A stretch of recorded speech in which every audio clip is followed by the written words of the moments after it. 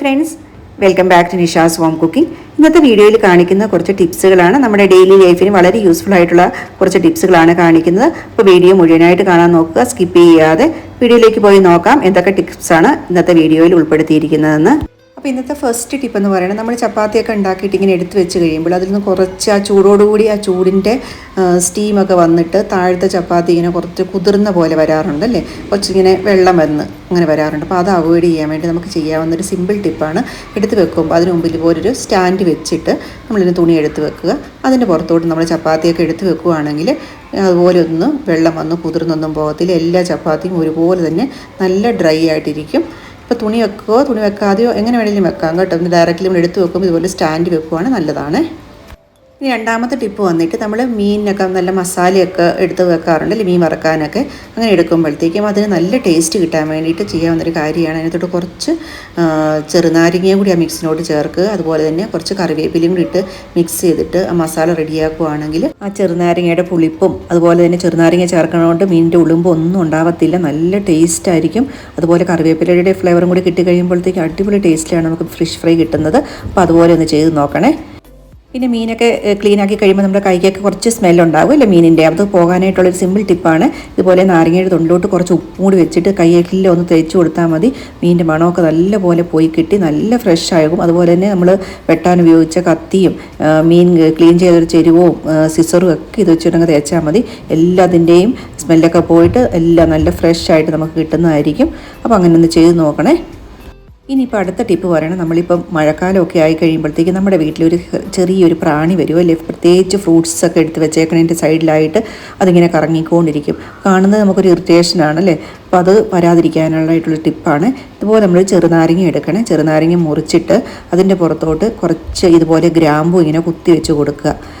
അപ്പോൾ നാരങ്ങയുടെ മണവും ആ ഗ്രാമ്പൂവിൻ്റെ മണവും ഒക്കെ മിക്സ് ചെയ്ത് വരുന്ന ആ ഒരു സ്മെല്ലുണ്ടല്ലോ, അത് ഈ ചെറിയ ഈച്ചകളുണ്ടല്ലോ അത് നിങ്ങൾക്ക് ഒട്ടും സഹിക്കാൻ പറ്റത്തില്ലാത്തതുകൊണ്ട് അത് നിങ്ങൾ ഫ്രൂട്ട്സ് വെച്ചിരിക്കുന്നിടത്തോട്ടൊന്നും വരത്തില്ല. അത് നമ്മൾ ഡൈനിങ് ടേബിളിലോ കിച്ചണിലോ എവിടെയാണെന്ന് വെച്ച് കഴിഞ്ഞാൽ അതുപോലെ ഇങ്ങനെ ചെയ്ത് വെച്ചാൽ മതി. അപ്പോൾ പിന്നെ ഈച്ചയുടെ ശല്യം നമുക്ക് ഒഴിവാക്കാൻ പറ്റുമേ. അതുപോലെ കൊതുകും വരത്തില്ല കേട്ടോ ഇങ്ങനെ ചെയ്യുമ്പോൾ. ഇനി നമ്മുടെ അടുത്തായിട്ട് പറയുന്ന ടിപ്പ് എന്ന് പറഞ്ഞാൽ പഴത്തൊലി വെച്ചിട്ടാണ്. പഴത്തൊലിയൊക്കെ നമ്മൾ സാധാരണ പഴം കഴിച്ചിട്ട് തൊലിയൊക്കെ വെറുതെ കളയത്തേ ഉള്ളൂ, പക്ഷേ ഇത് നമുക്ക് വേറൊരു ഉപയോഗത്തിനും കൂടി പറ്റും കേട്ടോ. നമ്മുടെ ഗ്യാസ് സ്റ്റവ് ഒക്കെ ക്ലീൻ ചെയ്യാൻ നല്ല ഉപകാരപ്പെടും. പ്രത്യേകിച്ച് നമ്മൾ കുറച്ച് എണ്ണമെഴുക്കൊക്കെ ഉള്ള സമയമാണെങ്കിൽ അത് ക്ലീൻ ചെയ്യാനായിട്ട് പഴത്തൊലി വെച്ചിട്ട് അതിൻ്റെ പഴത്തൊലിയുടെ അകം ഉണ്ടല്ലോ ആ സൈഡ് വെച്ചിട്ട് ഇനി തുടച്ച് കൊടുക്കുകയാണെങ്കിൽ അത് മൊത്തം നല്ലപോലെ ക്ലീനായിട്ട് ഓയിലൊക്കെ അങ്ങ് മാറി നല്ലപോലെ കിട്ടും. അതിന് ശേഷം നമുക്കൊരു വെറ്റ് തുണി കൊണ്ട് തുടയ്ക്കാം. വെറ്റ് തുണി ഇല്ലെങ്കിൽ ഇതുപോലെ നമ്മൾ സ്ക്രബ്ബർ ഉണ്ടല്ലോ, സ്പോഞ്ചോടുള്ള സ്ക്രബ്ബർ വെച്ച് ഇതുപോലെ തുടയ്ക്കുകയാണെങ്കിൽ പെട്ടെന്ന് അതെല്ലാം ഇങ്ങനെ പോരും. സോപ്പൊന്നും തേക്കേണ്ട ആവശ്യമില്ല. പിന്നെ അതിനുശേഷം നമ്മൾ സാധാരണ ഉണങ്ങിയ തുണി വെച്ച് തുടയ്ക്കുമല്ലോ, അതുപോലെ തുടച്ചെടുത്താൽ മതി. ഭയങ്കരമായിട്ടും നല്ല രീതിയിൽ ഗ്യാസ് സ്റ്റവ് വെട്ടി തിളങ്ങും. അതിനകത്ത് ഓയിലും ഒക്കെ പോയിട്ട് അതിൻ്റെ മെഴുക്കൊക്കെ പോയിട്ട് വളരെ നന്നായിട്ട് നമുക്ക് ക്ലീൻ ചെയ്തെടുക്കാൻ പറ്റും. അപ്പോൾ ഞാനിവിടെ ഒരു ഉണങ്ങിയ ടിഷ്യൂ പേപ്പർ വെച്ചിട്ട് തുടച്ചു കൊടുക്കുകയാണ്. ഇനി ടിഷ്യൂ പേപ്പർ ഇല്ലാത്തവർ അല്ലെങ്കിൽ ഉപയോഗിക്കാൻ താല്പര്യമില്ലാത്തവർക്ക് സാധാരണ തുണി വെച്ച് ക്ലീൻ ചെയ്താൽ മതി. നല്ലപോലെ ഒരു തരി പോലും ഓയിൽ നിൽക്കാതെ മെഴുക്കൊക്കെ മാറിയിട്ട് ഗ്യാസ് സ്റ്റവ് ഇതുപോലെ നല്ല പുത്തം പോലെ നമുക്ക് ആയി കിട്ടുന്നതായിരിക്കും. അപ്പോൾ ഇതുപോലെ പഴത്തൊലി വെച്ചിട്ട് ഇതുപോലെ ക്ലീൻ ചെയ്യാത്തവർ ഒരു പ്രാവശ്യം ഒന്ന് ക്ലീൻ ചെയ്ത് നോക്കണേ, നല്ലൊരു റിസൾട്ടായിരിക്കും കിട്ടുന്നത്. ഇനി ഇതുപോലെ തന്നെ നമുക്ക് പഴത്തൊലി വെച്ചിട്ട് വേറൊരു സാധനവും കൂടി ക്ലീൻ ചെയ്യാൻ പറ്റും. വേറെയും പല ഉപകാരങ്ങളുണ്ട്, പക്ഷേ ഇതുപോലെ ഷൂവും കൂടി നമുക്ക് വേണമെങ്കിൽ ക്ലീൻ ചെയ്തെടുക്കാൻ പറ്റും. പ്രത്യേകിച്ച് ഇതുപോലെ ലെതർ ഷൂ ഒക്കെ ഉണ്ടല്ലോ, ബ്ലാക്ക് കളർ ലെതർ ഷൂ. സ്കൂളിൽ കുട്ടികളുടെയൊക്കെ ഷൂവിന് കുറേ ചെളിയൊക്കെ പിടിച്ചിട്ടുണ്ടാകും. അപ്പോൾ നമുക്കത് ക്ലീൻ ചെയ്യാനായിട്ട് ഇതുപോലെ പഴത്തൊലിയുടെ ഇത് വെച്ചിട്ടൊന്ന് തുടച്ച് കഴിഞ്ഞാൽ അതിനകത്തുള്ള അഴുക്ക് മൊത്തം അതിനകത്ത് വരും. അപ്പോൾ നമുക്ക് ഈസി ആയിട്ട് ക്ലീൻ ചെയ്തെടുക്കാൻ പറ്റും. അപ്പോൾ വളരെ ഈസി ആയിട്ട് നമുക്ക് ഇതുപോലെ ചെയ്ത് കഴിഞ്ഞാൽ നല്ല രീതിയിൽ ഷൂ ഒക്കെ എടുത്ത് ക്ലീൻ ചെയ്ത് കിട്ടും. അപ്പോൾ അതിന് വേണ്ടിയിട്ട് ഞാനിത് അങ്ങനെ തുടച്ചതിന് ശേഷം ഒരു ടിഷ്യൂ പേപ്പർ വെച്ചിട്ട് ഇന്ന് തുടച്ച് കൊടുക്കുകയാണ്. അപ്പോൾ സൈഡിലുള്ള അഴുക്കൊക്കെ നല്ല രീതിയിൽ വന്നിട്ടുണ്ട്. ഷൂ ഒക്കെ നല്ല പുത്തം പോലെ ആയിട്ടുണ്ട് ഇപ്പോൾ. ഇനി നമ്മൾ അടുത്ത ടിപ്പിലോട്ട് കിടക്കുന്നത്, നമ്മുടെ വീട്ടിൽ ഇപ്പം പ്രത്യേകിച്ച് മഴക്കാലം കൂടിയൊക്കെ ആകുമ്പോഴത്തേക്ക് ഈച്ച, പാറ്റ, പല്ലി ഇങ്ങനെയുള്ള ശല്യമൊക്കെ കുറച്ച് കൂടി വരുന്നുണ്ട് അല്ലേ. അത് എങ്ങനെ മാറ്റാനായിട്ട് പറ്റുമെന്ന് നമുക്കൊന്ന് നോക്കാം. അതിന് വേണ്ടിയിട്ടാണ് കുറച്ച് ടിപ്പ് പറയുന്നത്. അപ്പോൾ അതിന് വേണ്ടി കുറച്ച് ബേ ലീഫ് അതുപോലെ എടുത്തിട്ടുണ്ട്. അതുപോലെ സവോളയുടെ തൊണ്ടും വെളുത്തുള്ളിയുടെ തൊണ്ടും ഒക്കെ എടുത്തിട്ടുണ്ട്. പിന്നെ കുറച്ച് ഗ്രാമ്പുവാണ്. അത് നമുക്ക് ആദ്യം കുറച്ച് ഗ്രാമ്പു ഒന്ന് പൊടിച്ചെടുക്കാം. അതിനുശേഷം ഈ പൊടിച്ച ഗ്രാമ്പൂയിലേക്ക് ഇതുപോലൊരു സവോള മുറിച്ചിട്ട് അതിൻ്റെ ഒന്ന് സ്പ്രേ ഇതുപോലെ മുക്കിയിട്ട് ജനലിൻ്റെ സൈഡിലൊക്കെ കൊണ്ട് വെക്കുകയാണെങ്കിൽ പാറ്റയോ പല്ലിയോ ഒക്കെ കയറി വരുന്നതൊക്കെ അതിലേ കൂടി ആയിരിക്കും, ഇല്ല വരുന്ന ജനലിൽ കൂടിയൊക്കെ ആയിരിക്കും, അതെല്ലാം വരാതിരിക്കും. പിന്നെ അതിനുശേഷം നമ്മൾ സവോള വെച്ചതിന് ശേഷം ഒരു 1-2 ദിവസം കഴിയുമ്പോൾ അതിൻ്റെ സൈഡൊക്കെ ഉണങ്ങി അതിൻ്റെ നീരൊക്കെ വറ്റുന്ന സമയത്ത് ഇതുപോലെ പൊക്കത്തിൽ നിന്ന് മുറിച്ചെടുത്തിട്ട് ഒന്നും കൂടി വെച്ചാൽ മതി. അപ്പോൾ നമുക്ക് ഒരു സവോള പീസ് കൊണ്ട് ഒരാഴ്ചയോളം നമുക്ക് വെക്കാൻ പറ്റും. ഇനി അടുത്തതായിട്ട് കാണിക്കുന്നത് നമ്മൾ ഇതുപോലെ ഇതിനെ ഒന്ന് മിക്സിയിലോട്ട് നമുക്കൊന്ന് പൊടിച്ചെടുക്കാം. നമ്മൾ ഓൾറെഡി ഗ്രാമ്പു പൊടിച്ച മിക്സി ജാറിലോട്ടാണ് ഞാൻ ഇതെല്ലാം ഇട്ട് കൊടുത്തിട്ടൊന്ന് പൊടിച്ചെടുത്തിരിക്കുന്നത്. അപ്പോൾ അതെല്ലാം കൂടി പൊടിച്ചതിന് ശേഷം ഇതിനകത്ത് നമ്മൾ കർപ്പൂരത്തിൻ്റെ ഒരു പീസ് ഉണ്ടെങ്കിൽ വെക്കാം കേട്ടോ. ഉണ്ടെങ്കിൽ മതിയേ, വെക്കുവാണെങ്കിൽ ഒത്തിരി നല്ലതാണ്.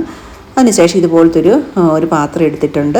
ഒരു മൺചട്ടി പോലത്തതാണ് കണ്ടോ. അതിനകത്തോട്ട് വെച്ചിട്ട് നമ്മൾ നേരത്തെ പൊടിച്ച പൊടിയും അതുപോലെ തന്നെ ഗ്രാമ്പൂവിൻ്റെ പൊടിയും കൂടി ഇട്ട് വെച്ചിട്ട് നമുക്കിതിനൊന്ന് തീ കത്തിക്കാം. പ്രത്യേകിച്ച് ഇത് എപ്പോഴും ഉപയോഗിക്കുന്നത് പറഞ്ഞാൽ ഈവനിങ് ടൈമിൽ ഒരു 6 മണി തൊട്ട് 8 മണിയുള്ള സമയത്താണ് ഈ കൊതുകൊക്കെ വീടിനകത്തോട്ട് കയറുന്നത്. ആ സമയത്ത് ഇതൊന്ന് പുകച്ചു കൊടുക്കുകയാണെങ്കിൽ കൊതുകൊന്നും വരത്തില്ല. നല്ല ടിപ്പാണ് കേട്ടോ. പിന്നെ ചെയ്യാനായിട്ട് നമ്മുടെ വീട്ടിലൊക്കെ മാസ്ക് ഒക്കെ ഇരിപ്പുണ്ടാവും അല്ലേ. അപ്പോൾ ആ മാസ്കിനകത്ത് ഇതുപോലെ ഒരു മാസ്ക് എടുത്തിട്ട് നമ്മളിതിങ്ങനെ കട്ട് ചെയ്തെടുക്കണം. കട്ട് ചെയ്തെടുത്ത് കഴിയുമ്പോഴത്തേക്ക് അതിൻ്റെ അകത്തൊരു ചെറിയൊരു ലെയർ പേപ്പർ ഇങ്ങനെയുണ്ട്. ആ പേപ്പറും കൂടി എടുത്ത് മാറ്റാം. മാറ്റിയതിന് ശേഷം നമുക്ക് നല്ലൊരു ട്രാൻസ്പെറൻ്റ് ആയിട്ടുള്ളൊരു കവറാക്കി കിട്ടും അത്. അപ്പോൾ ഇതുപോലെ കണ്ടോ, ഇതുപോലെ ഇരിക്കുക. ഇതിനകത്ത് കണ്ടോ, ഇതിൻ്റെ സൈഡ് കണ്ടോ കട്ടിയൊക്കെ കുറഞ്ഞിട്ട് ഫുൾ നൈസായിട്ടുണ്ട്. പിന്നെ അതിൻ്റെ സൈഡിലൊരു കമ്പി പോലെയുണ്ട്, അതുകൊണ്ട് നമുക്ക് മാറ്റിയെടുക്കുന്നുണ്ട്. അതിനുശേഷം നമുക്ക് ചെയ്യേണ്ടതെന്ന് വെച്ചാൽ നമ്മൾ നേരത്തെ പൊടിച്ചു വെച്ചിരിക്കുന്ന നമ്മുടെ ബേ ലീഫും ഉള്ളിയും വെളുത്തുള്ളിയും ഗ്രാമ്പൂവിൻ്റെയും കൂടി പൊടി നമ്മൾ ഇതിനകത്തോട്ടൊന്ന് ഇട്ട് കൊടുക്കണം. അതിനുശേഷം ഇതിനെ ഒന്ന് കെട്ടി വെക്കാവേ. അപ്പോൾ നേരത്തെ നമ്മൾ എടുത്തിട്ടൊരു കമ്പി ഉണ്ടല്ലോ, ആ കമ്പി ഇട്ട് നല്ല ചുറ്റിയിട്ട് ഇതിനൊന്ന് കെട്ടി വെക്കാം.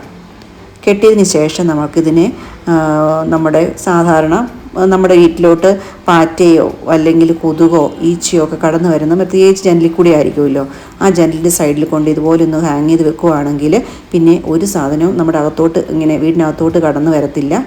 അപ്പോൾ നമുക്ക് വളരെ ഉപകാരപ്പെട്ട ഒരു ടിപ്പാണത്. പിന്നെ നമുക്കിങ്ങനെ പോയിട്ട് ഇങ്ങനെ മാസ്ക് ഒന്നും നമ്മുടെ വീടിൻ്റെ ഫ്രണ്ട് ഡോറിൻ്റെ അവിടെയൊന്നും നമുക്ക് ഇട്ടാൽ വെക്കാൻ പറ്റത്തില്ല അല്ലേ. അപ്പോൾ അതിന് വേണ്ടിയിട്ട് ഞാൻ ഇതുപോലെ ഇതൊക്കെ ജ്വല്ലറി ചെല്ലുമ്പോൾ നമുക്ക് ഇങ്ങനത്തെ ഒരു കവർ വാങ്ങിക്കാൻ കിട്ടുമല്ലോ. ഇനി ഇന്ന് കിട്ടുന്നില്ല എങ്കിൽ ഇത് ഒരു 3 രൂപയേ ഉള്ളൂ കേട്ടോ. സ്റ്റേഷനറി ഷോപ്പിൽ നിന്ന് ഞാൻ വാങ്ങിച്ചതാണ്. അപ്പോൾ ഇതൊക്കെ വെക്കുവാണെങ്കിൽ ഫ്രണ്ട് ഡോറിലൊക്കെ ഇങ്ങനെ വെക്കുവാണെങ്കിൽ പ്രത്യേകിച്ച് കുട്ടികളൊക്കെ ഈവനിങ്ങിൽ പല പ്രാവശ്യം വാതിൽ തുറന്ന് കൊതുകൊക്കെ കയറാനുള്ള സാധ്യത ഉണ്ടെങ്കിൽ അങ്ങനെ വെച്ചാൽ മതിയേ.